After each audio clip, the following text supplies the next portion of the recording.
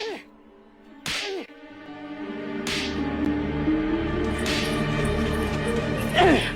हुआ भाई? बैलों को इतने निर्दयता से क्यों मार रहे हो? प्रणाम युवराज, हमारे बैलगाड़ी का पहिया गड्ढे में फंस गया है। तो ये पहिया बैलों को मारने से नहीं निकलेगा। चलो मैं तुम्हारी सहायता करता हूँ। चलो।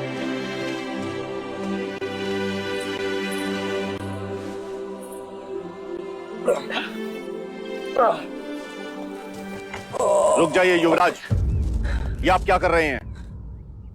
सहायता। सहायता या पाप?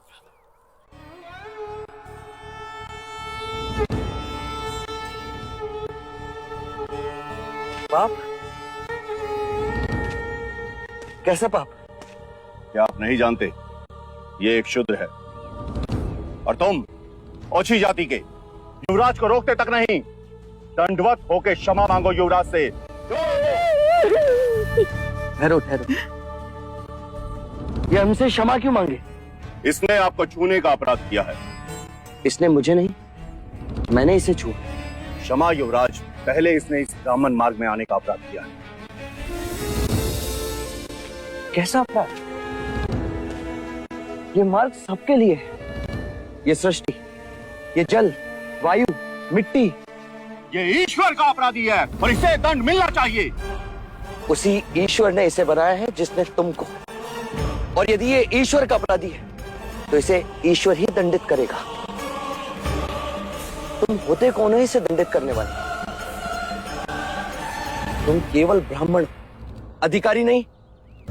अधिकारी ईश्वर है।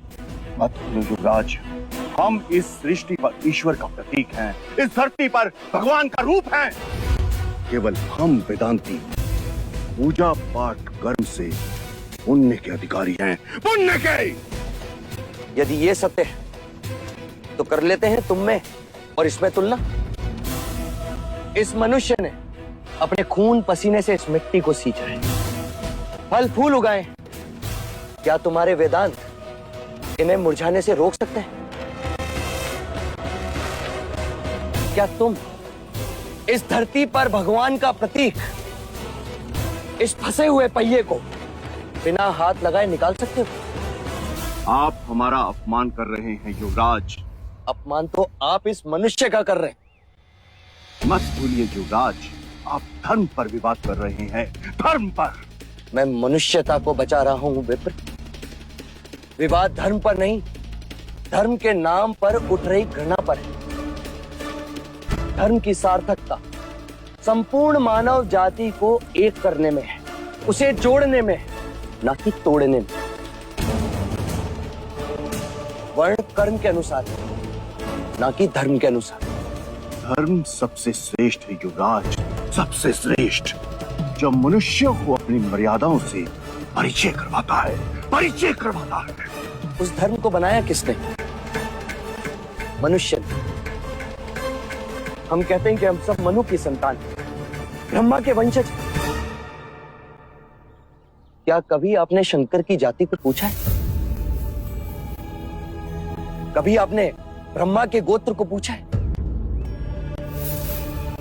या कभी विष्णु के वर्ण को पूछा है? जब हम एक मनु की संतान हैं, तो ये भी उतना ही ब्राह्मण है जितना कि तुम। और यदि नहीं तो तुम भी उतने ही शूद्र हो जितना कि ये।